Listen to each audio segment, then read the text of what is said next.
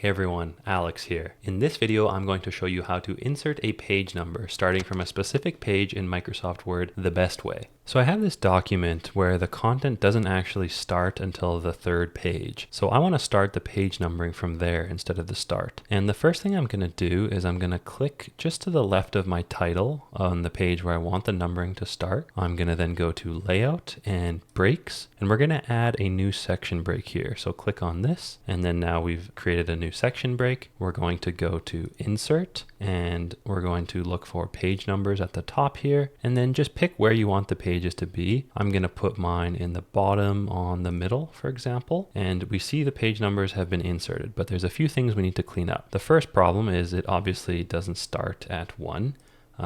It starts at 3 right now. So we're going to fix that by going to page number at the top here, clicking on Format Page Numbers, and then Start at 1. Okay, so now this one starts at 1, this one goes to 2, 3, etc. So we've got the right sequence. But the last thing we need to clean up is there's numbers on these two introductory pages that I don't really want. So the first thing I'm going to do is I'm going to get rid of Link to Previous at the top here. So click on that and make sure it's not checked. Then navigate to the previous section where you want to delete the numbers and just hit backspace twice. You'll see that deletes all the numbers in that original section. So that's all gone, but it keeps the numbers in the section that you care about. And so now if I click out of the footer there, we'll do a quick scroll down for sanity check. Here's the top of my document, going down, no numbers.